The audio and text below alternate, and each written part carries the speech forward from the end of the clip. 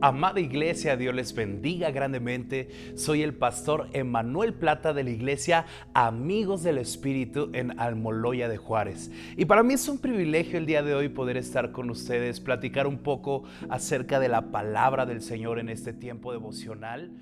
Y para no perder más el tiempo, quisiera llevarte el día de hoy a Mateo capítulo 14, versículo 22. Mateo capítulo 14. Versículo 22. Y si estás anotando, que espero que sea así, puedes poner como título al mensaje del día de hoy: Pasos de Fe.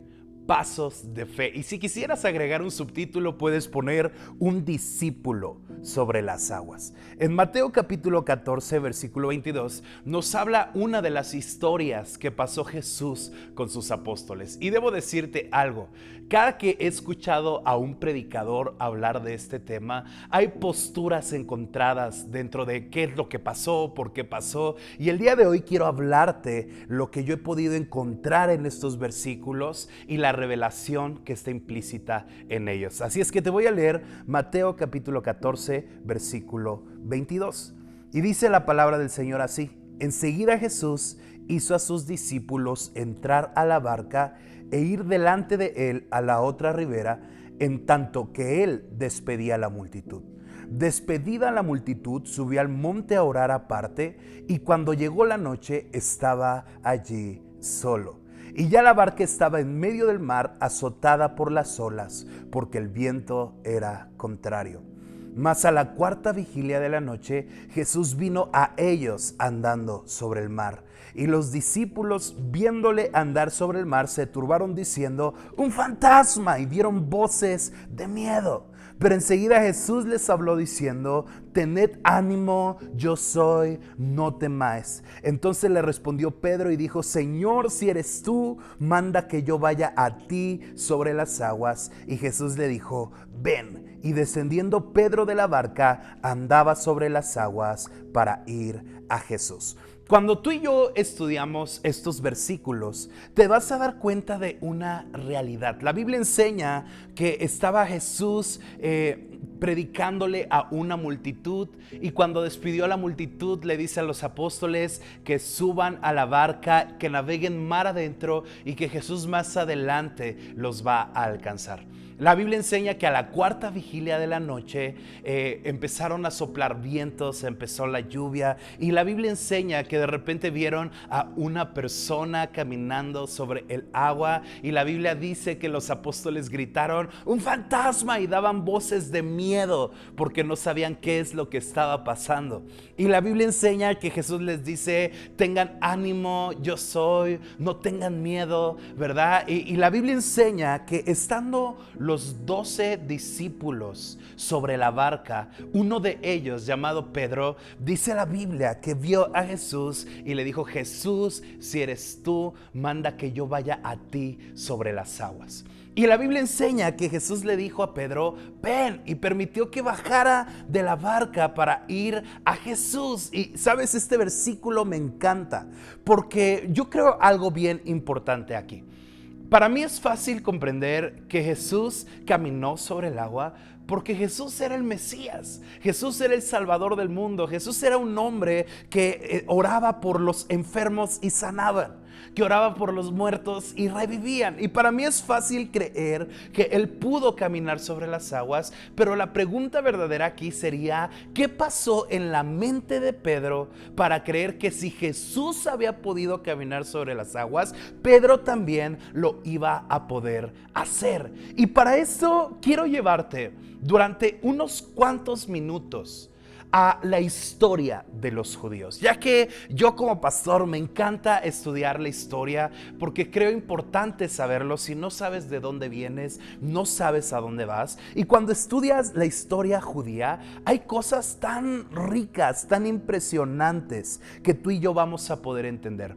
Sabes, creo que el pueblo judío era un pueblo sumamente orgulloso. Era orgulloso de su cultura, orgulloso de su sistema de creencias, pero uno de los los orgullos más grandes de los judíos en los tiempos de Jesús era la escuela judaica, ya que la escuela judaica en los tiempos de Jesús era la escuela más avanzada en esa parte o en ese momento de la historia.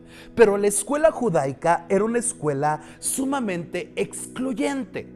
¿Por qué era excluyente? Porque a la escuela judaica solamente podían ir los mejores entre los mejores. ¿Qué es lo que quiere decir esto? Que una persona que no tenía la suficiente capacidad, una persona que no alcanzaba el suficiente intelecto para ir a la escuela de los judíos, no iba a lograr pasar al siguiente nivel de estudios. Y la escuela judaica se componía de 3 niveles principales.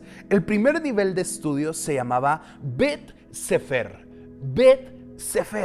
que era para los niños entre los 5 y los 10 años de edad, donde tenían el único propósito de aprenderse los primeros 5 libros de la Biblia de memoria.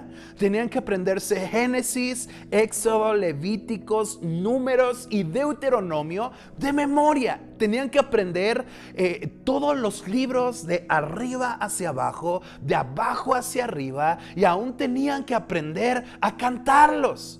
Y en esos tiempos la Biblia enseña que existían unos hombres llamados rabinos. Ok, y puedes preguntarte, ¿qué era un rabino? Un rabino era el maestro de los judíos que supervisaba el nivel de avance de cada niño entre los 5 y los 10 años.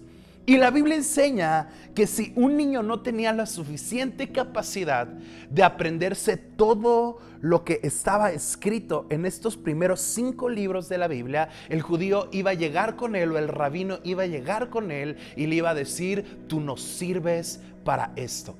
Regresa a la casa de tus padres y cumple con el oficio de tus padres. Entonces, si su padre era pescador, él iba a ser pescador.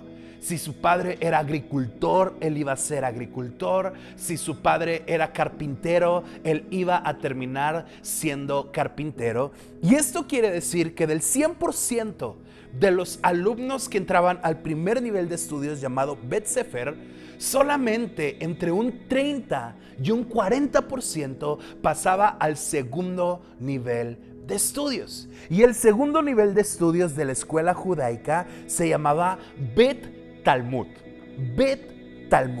que era para los jóvenes entre los 10 y los 15 años de edad, donde tenían el propósito de aprenderse todo el Antiguo Testamento de memoria. Tenían que aprenderse los libros de la ley o Pentateuco, los libros históricos, los libros poéticos, profetas mayores y profetas menores de memoria. Tenían que aprender a hablarlo de arriba hacia abajo, de abajo hacia arriba, y aún tenían que aprender a cantarlo. Y ¿sabes algo? Cuando yo estudié esta parte de la escritura, encuentro versículos que mueven mi corazón y que me desafían grandemente, porque la Biblia dice en Oseas capítulo 4 versículo 6 que su pueblo pereció porque le faltó conocimiento.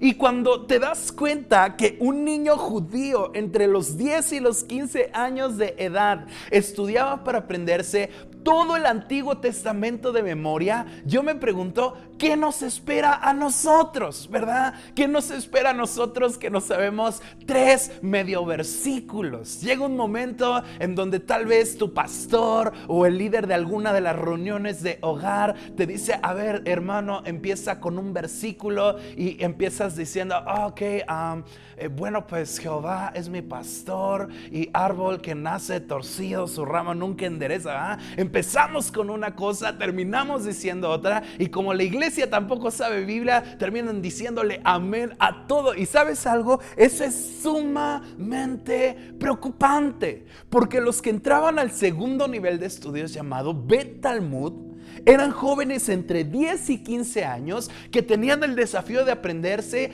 todo el Antiguo Testamento de memoria. Y la Biblia enseña que si uno de estos jóvenes no tenía la suficiente capacidad para aprenderse todo el Antiguo Testamento de memoria, iba a llegar el rabino iba a llegar el maestro y le iba a decir: tú no sirves para esto. Regresa a la casa de tu padre y cumple con el oficio de tu padre. Y si su padre era pescador, él iba a terminar siendo pescador. Y si su padre era agricultor, él iba a terminar siendo agricultor. O si su padre era carpintero, él iba a terminar siendo carpintero.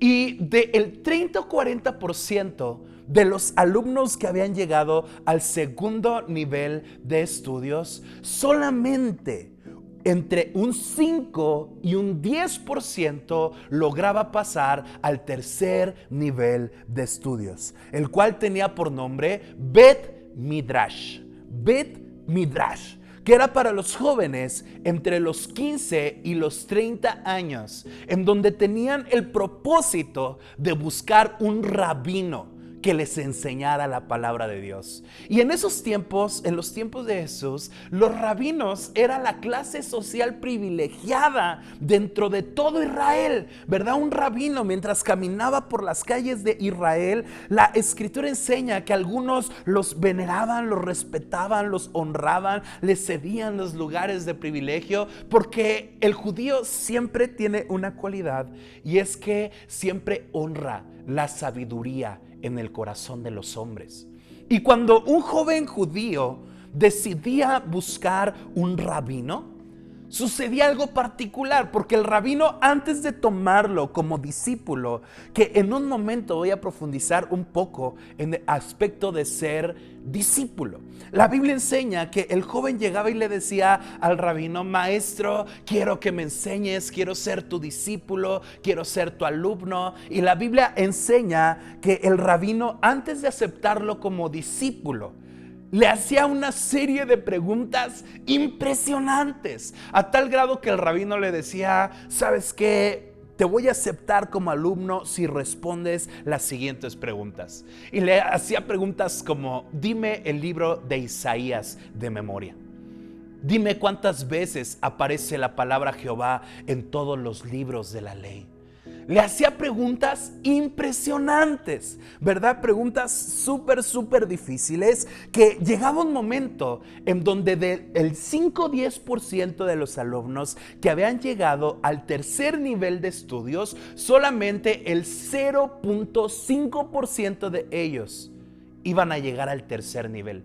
Y cuando un rabino veía la suficiente capacidad, veía la suficiente cualidad en la vida de un joven, con una sola palabra le cambiaba toda la vida, ya que la palabra que él le decía era: sígueme. Ok, grábate esto en el corazón. La palabra con el que el rabino marcaba la vida de un discípulo era: sígueme. Y sígueme en este tiempo es una palabra sobrevalorada. Pero en los tiempos de Jesús, sígueme significaba todo, porque sígueme significaba: creo que puedes ser como yo soy, creo que podrás hablar como yo hablo. Pero el tercer punto de la palabra sígueme es: creo que un día podrás hacer todo lo que me veas a mí hacer. Y llegando a este punto de la historia judaica, vas a encontrar versículos sumamente determinantes, ya que quisiera comenzar haciéndoles esta pregunta. La Biblia enseña que el rabino más grande de todos los tiempos, en toda la historia de la humanidad, tiene un nombre. Se llama Jesús de Nazaret, nuestro rabino, nuestro maestro. Y la Biblia enseña que cuando Jesús llegaba por sus discípulos, o antes de que ellos fueran sus discípulos, los marcaba con una sola palabra, y la palabra con que los marcaba era: sígueme.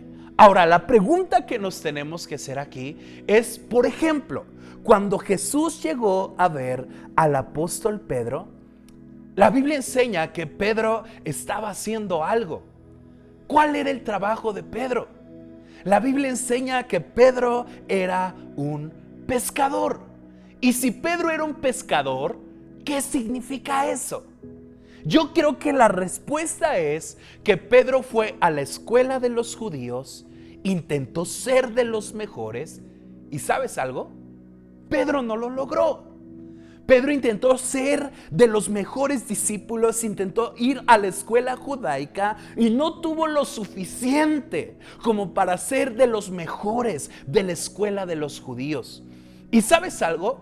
Esto nos da una esperanza, ya que los rabinos tenían una forma de trabajar, una forma de establecer sus principios, pero Jesús como rabino rompió dos reglas principales. La primera regla que rompió Jesús como rabino es que la Biblia enseña que los alumnos siempre buscaban a los maestros, pero Jesús no. Jesús como maestro, Él era el que buscaba a sus discípulos. La Biblia enseña que en qué se muestra el amor de Dios, en que tú no lo escogiste a Él, el que Él te escogió a ti, aún a pesar de tus errores, aún a pesar de tus deficiencias, aún a pesar de todo el pasado que puedas tener. No importa cuántas veces te hayan rechazado, no importa cuántas veces te hayan herido, te tengo una noticia: Jesús te escogió porque tiene un plan y tiene un propósito bueno para tu vida. Amén. Así es que quiero que entiendas esto. La primera regla que Jesús rompió es que Jesús fue por sus discípulos. Y la segunda regla que Jesús rompió como rabino es que siempre un rabino judío buscaba a los mejores alumnos. Pero Jesús no. Jesús, la Biblia dice que tomó de lo vil y menospreciado para llevarlo de las tinieblas a su luz admirable. Así es que cuando Dios escoge a un discípulo, Dios no busca al más listo, al más capaz, al más inteligente, al más ungido. Dios siempre busca al más dispuesto. Tú puedes preguntarte, ¿por qué los grandes siervos de Dios están en donde están? Y la respuesta es, porque no somos los mejores.